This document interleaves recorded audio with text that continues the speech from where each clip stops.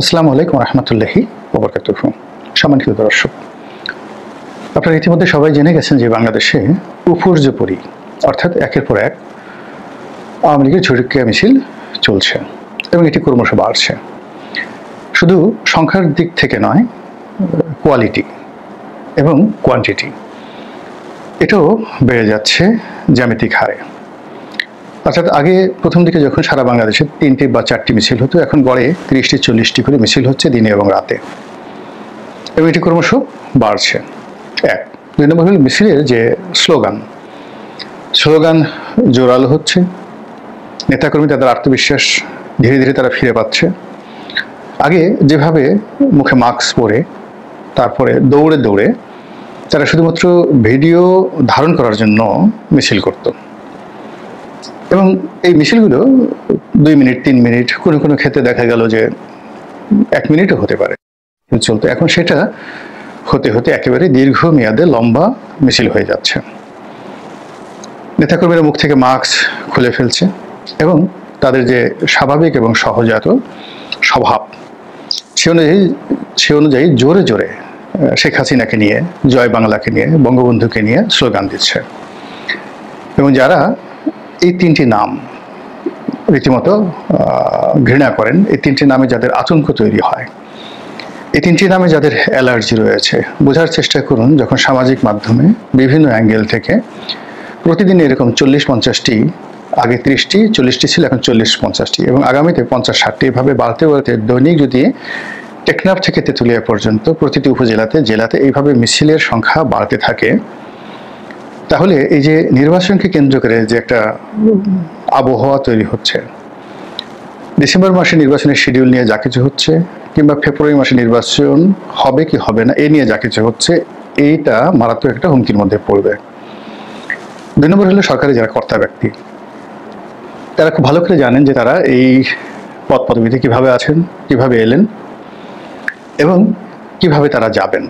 এখন যাওয়ার চিন্তাটা তাদেরকে মারাত্মকভাবে পেয়ে বসেছে। ঠিক সেই সময়টিতে তাদের যে এক্সপেকটেশন বা তাদের যে ক্যালকুলেশন, এখানে তারা ধরে নিয়েছে যে আগামীতে বিএনপি ক্ষমতায় আসবে বা জামাত ক্ষমতায় আসবে, একটা সুন্দর নির্বাচন হবে, নির্বাচনের পর তারা সুন্দর ক্ষমতা হস্তান্তর করে দেশে থাকবেন অথবা দেশের বাইরে চলে যাবেন। কিন্তু চারিদিকে যেভাবে জয় বাংলা, জয় বঙ্গবন্ধু, শেখ হাসিনার যে স্লোগান হচ্ছে, এতে যারা সরকারে রয়েছেন সঙ্গতির কারণে তাদের ভালো লাগবে না, আতঙ্ক তৈরি হবে, ভয় তৈরি হবে। এর কারণ হলো যারাই এখন সরকারে আছেন এদের বেশিরভাগ লোক আওয়ামী লীগ জমানায় প্রচণ্ডভাবে নির্যাতিত ছিল এবং নিষ্পেষিত ছিল। ফলে আওয়ামী লীগের যে আতঙ্ক, মানে কোনো মানুষকে যদি একবার সাপে কামড় দেয়, তারপরে সে যদি কোনো মতে প্রাণে বেঁচে যাওয়ার পরে সাপ ভবিষ্যতে আর তাকে কামড় দিতে হবে না। সাপের নাম শুনলেই তার মধ্যে এক ধরনের হৃদয় বিদারক দৃশ্য তৈরি হয়ে যাবে। এখন যারা আওয়ামী লীগের জুলুম অত্যাচারের শিকার হয়েছেন, এনিবডি, সেটা বিএনপি হোক, জামাত হোক, কিংবা ডক্টর মোহাম্মদ ইউনূস, অন্যান্য যারাই আছেন না কেন, সকলের নিকটই আসলে এই নামগুলো স্মরণ হলে না ভীষণ রকম কষ্ট, বেদনা, হাহাকার, ক্রোধ, তারপরে হিংসে, এগুলো তৈরি হয়ে যায়। এটা মানবিক একটা রসায়ন। আমি নিজেও এর থেকে বাইরে বেরোতে পারবো না। তো সেই জিনিসটি হচ্ছে, এবং এটা যে সরকারকে যথেষ্ট উত্তেজিত করছে, এটি বোঝা যাচ্ছে যে সরকার এই মিছিল বন্ধ করার জন্য প্রাণান্ত চেষ্টা করছে। তারা রাজনৈতিক দলগুলো যারা ইতিপূর্বে মিছিল ঠেকাতো, এনসিপি, তারপর গণ অধিকার পরিষদ, তারপরে আমজনতার পার্টির জনাব তারেক রহমান, তারপরে বিএনপি, যারা মিছিল ঠেকাতো, বিভিন্ন অ্যাঙ্গেল থেকে সরকারের যে বিভিন্ন মেশিনারিজ রয়েছে, সেই বিভিন্ন অ্যাঙ্গেল থেকে এই মিছিলগুলোর বিরুদ্ধে আবার রাজপথে নামার জন্য উদাত্ত আহ্বান জানিয়ে সরকার ব্যর্থ হয়েছে কোনো সহযোগিতা না পাওয়ার কারণে। উল্টো এখন এই আওয়ামী লীগের লোকজনকে রাজনৈতিক দলগুলোর কেউ তারা প্রমোট করছেন বলে তাদের প্রতিপক্ষ অভিযোগ করছে। জামাত বলছে বিএনপি আওয়ামী লীগকে প্রমোট করছে, বিএনপি বলছে আওয়ামী লীগ জামাতকে প্রমোট করছে, ও বলছে ও ভারতের দালাল, দিল্লির পরামর্শ মতো এই কাজ করছে, ও বলছে ও দিল্লির দালাল, ভারতের পরামর্শে সেই কাজ করছে। এইভাবে পারস্পরিক যে কাদা ছোড়াছুড়ি, এই কাদা ছোড়াছুড়ি দিতে পুরো রাজনৈতিক যে অঙ্গন, সেই রাজনৈতিক অঙ্গনে আওয়ামী ভীতিটা অতীতের যে কোনো সময় প্রবল হয়েছে। ফলে সরকার এখানে আইন শৃঙ্খলা রক্ষাকারী বাহিনীকে নিয়োজিত করতে চাচ্ছে, প্রমোট করতে চাচ্ছে, তাদেরকে উৎসাহ দিতে চাচ্ছে, এবং এজন্য পুলিশের পক্ষ থেকে ঘোষণা করা হয়েছে যে মিছিল যারা করবে তাদের মধ্যে থেকে যে কয়জন মিছিলকারীকে ধরা হবে, সেটা নিষিদ্ধ ঘোষিত ছাত্রলীগ হোক কিংবা আওয়ামী লীগের কর্মী হোক, ডাজ নট ম্যাটার, এখানে পার পিস পার হেড 5,000 টাকা করে পুরস্কার দেওয়া হবে। এখন এটা যদি বিএনপির লোক ধরে, পুলিশের লোক ধরে, what ever maybe, does not matter, মিছিল হচ্ছে, সেখান থেকে 5 জন 10 জন 20 জন 50 জন 1000 জন লোককে যদি ধরা হয়, তাহলে সেখানে সরকারের পক্ষ থেকে 5,000 টাকা করে প্রতিজন সরকারের পক্ষ থেকে পুরস্কার দেওয়া হবে, এরকম একটা ঘোষণা দেওয়া হয়েছে। তো এখন পর্যন্ত কতজনকে ধরা হয়েছে এবং কত টাকা সরকারি কোষাগার থেকে গেছে এবং কজনে পেয়েছে এবং এটার ফলাফল কি হয়েছে এটা আমি জানি না, কিন্তু এটা যে কিছু হয়নি এটা বোঝা যাচ্ছে এই কারণে যে মিছিল বেড়ে যাচ্ছে আর ধরপাকড়ের সংখ্যা কমে যাচ্ছে।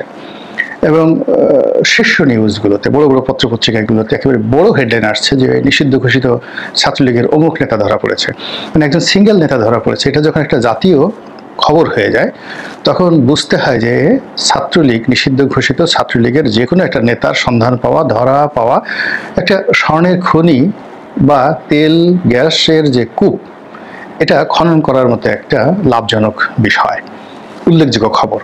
পূর্ণিমার চাঁদ পেলে যেভাবে মানুষ খুশি হয়, ঈদের চাঁদ দেখলে যেভাবে মানুষ আনন্দে উদ্বেলিত হয়, তেমনি এই ছাত্রলীগ পেয়ে গেছি, যুবলীগ পেয়ে গেছি, আওয়ামী লীগ পেয়ে গেছি, এরকম একটা ভাইব যে তৈরি হয়েছে, ইট মিনস আওয়ামী লীগের যে রাজনৈতিক গুরুত্ব এটা বেড়েছে এবং আওয়ামীর ভীতি প্রতিপক্ষের নিকট এতটা বেড়েছে যে একজন ক্ষুদ্র যে কোনো মানুষকে ধরার সঙ্গে সঙ্গে ইউরেকা পেয়েছি, যাবে কোথায় এবার, আমরা এবার বিজয়ী হয়েছি, এরকম একটা অবস্থা তৈরি হয়েছে। আলটিমেটলি এই অবস্থার পরিণতি কি? সরকার কি এভাবে চলতে পারবে? এভাবে কি আওয়ামী লীগের বিনাশ হবে? বা এই যে পুরস্কার ঘোষণা করা হলো, এতে করে সরকার কোনো লাভবান হবে কিনা, এই বিষয়গুলো নিয়ে সংক্ষেপে আলোচনা করব। আমার মতামত হলো যে কোনো অবস্থাতেই এটি সরকারের জন্য ভালো ফলাফল বয়ে আনবে না। এর কারণ হলো অতীতে বড় বড় পুরস্কার ঘোষণা করা হয়েছে। বিন লাদেনের মাথার দাম ঘোষণা করা হয়েছিল কয়েক কোটি ডলার, মানে প্রায় 500 কোটি টাকা বা 1000 কোটি টাকার সমপর্যায়ের অর্থ। কোনো লাভ হয়নি, কেউ তার মাথা মানে বিক্রি করেনি বা কেউ তার শিরচ্ছেদ করে আমেরিকাতে ছুটে যায়নি। আয়াতুল্লাহ রুহুল খামেনি সালমান রুশদির যে প্রাণনাশের জন্য পুরস্কার ঘোষণা করেছিলেন। সালমান রুশদি মানে তিনি এই ঘোষণা করার পর তার মান সম্মান বেড়েছে, তার নিরাপত্তা বেড়েছে এবং তিনি বিশ্বব্যাপী, দুনিয়াব্যাপী আরও গুরুত্বপূর্ণ হয়ে পড়েছেন। এই হলো অবস্থা। এর আগে নকশাল আন্দোলন যখন হলো পাক ভারত উপমহাদেশে, এমনকি আমাদের বাংলাদেশে বিভিন্ন সময় শীর্ষ সন্ত্রাসীদেরকে ধরিয়ে দেওয়ার জন্য বড় অঙ্কের নগদ পুরস্কার ঘোষণা করা হয়েছে। যুগ অনুযায়ী কখনো 50,000, কখনো 1,000, মানে ব্রিটিশ আমলে 1,000, 50,000, পাকিস্তান আমলে, স্বাধীন বাংলাদেশে 50 লাখ, 1 কোটি টাকা পর্যন্ত পুরস্কার ঘোষণা করা হয়েছে। একজন শীর্ষ সন্ত্রাসী কেউ ধরতে পারেনি আর এই পুরস্কার কেউ নিতে পারেনি। তো সেদিক থেকে অতীতের যে রেকর্ড, সেই রেকর্ড অনুযায়ী এটা কোনো কাজে আসবে না। 2 নম্বর হলো যে এটা নিয়ে একটা ব্যবসা হবে এবং সেই ব্যবসাটা আওয়ামী লীগ, বিএনপি, জামাত এদের সবাইকে ভোগাবে, ভীষণ রকম ভোগাবে এবং সমাজকে অস্থির করে তুলবে। আপনারা জানেন যে বিভিন্ন এলাকাতে আওয়ামী লীগের যারা লোকজন রয়েছে, স্থানকাল পাত্রভেদে কেউ জামাতের আশ্রয় রয়েছে, কেউ শিবিরের আশ্রয় রয়েছে, কেউ বিএনপির আশ্রয় রয়েছে।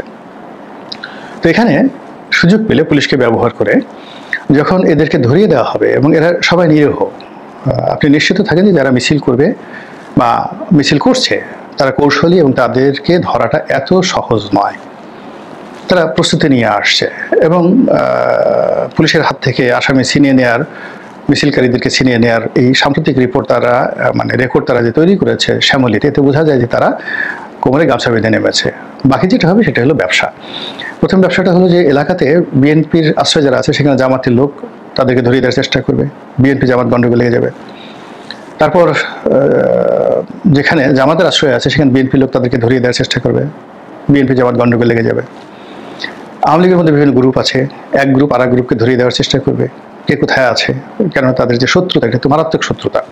তো সেই যে সাংগঠনিক শত্রুতা, সেই শত্রুতার কারণে 2 জন আওয়ামী লীগের নেতা পালিয়ে আছে, তার কর্তৃপক্ষ জানে, তারা পুলিশের কাছে গিয়ে বললো যে এইভাবে আমরা ধরিয়ে দিচ্ছি, ফলে পুরো সামাজিক একটা বিশৃঙ্খলা তৈরি হবে। এর বাইরে যেটা হবে যে সরকারের পক্ষ থেকে যদি খুব বেশি চাপ দেওয়া হয় তাহলে যেটা হবে, ধরুন সরকারকে এখন একটা মিছিল হলো, মিছিল হওয়ার পর তাকে ধরতেই হবে 10 জন, মিছিলকারীতে চলে গেছে, তখন কি হলো, রাস্তার ভিক্ষুক, সাধারণ মানুষ, পথচারী, নিরীহ যারা লোকজন রয়েছে তাদেরকে ধরে নিয়ে গেল এবং ধরে নিয়ে তারা সেই থানায় নিয়ে গেল, কয়েক দফা মুসলিকা আদায় করা হলো, মামলা দেওয়ার হুমকি দেওয়া হলো, টাকা আদায় করার সুযোগ থাকলে টাকা আদায় করা হলো, আর সুযোগ না হলে মামলা দিয়ে তাদেরকে যাকে বলা হয় জেলখানায় পাঠিয়ে ওই পুলিশ কর্তা ঊর্ধ্বতন কর্তৃপক্ষের দৃষ্টি আকর্ষণ করে যে স্যার করে ফেলেছি, মারাত্মক কাজ করে ফেলেছি, এখন আমাকে পুরস্কার দিন, প্রমোশন দিন, ভালো জায়গাতে পদায়ন করুন ইত্যাদি নানা রকম। তো এইভাবে আসলে সমস্যার সমাধান হবে না। সমস্যার সমাধানগুলো যেভাবে সম্ভব ছিল সেটা হলো উইথ গুড ডিডস।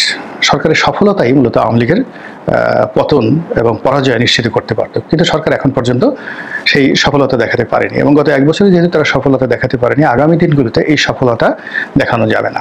ফলে এখানে আমাদের যারা রাষ্ট্রীয় বাহিনী রয়েছে, তারপরে রাজনৈতিক দলগুলো রয়েছে, তারা সম্মিলিতভাবে এখানে সবর এবং কৌশল অবলম্বন করে আওয়ামী লীগকে যদি রাজনৈতিকভাবে মোকাবেলার চেষ্টা করা হয়, সেটা তুলনামূলকভাবে সকল পক্ষের জন্য লাভজনক হবে।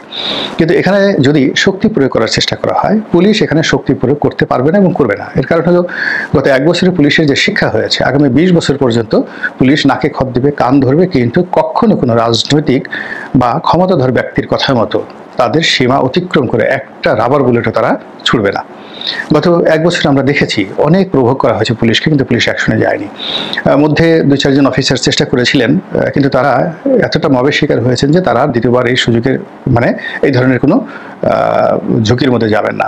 তো সেক্ষেত্রে পুলিশ যদি এখানে নিউট্রাল থাকে, তাহলে সরাসরি সংঘাত যদি হয় ছাত্রলীগের সঙ্গে ছাত্রদলের, ছাত্রলীগের সঙ্গে ছাত্র শিবিরের, এর ফলাফল তো আমরা গত 15 বছরে দেখেছি। তো কাজেই রাতারাতি এখানে শিবির খুব ভালো করতে পারবে, ছাত্রদল খুব ভালো করতে পারবে, এটা মানে বলাই বাহুল্য, এটা অসম্ভব একটা বিষয়। কাজে এখানে সামাজিক যে বিশৃঙ্খলা সেটা বাড়তে থাকবে। তো কাজেই আমি বলবো যে সকল পক্ষকে আরেকটু ভেবে চিনতে, ওয়াইজলি, ইন্টেলিজেন্টলি অ্যান্ড প্রফেশনালি বিষয়গুলো যাকে বলা হয় হ্যান্ডেল করার জন্য।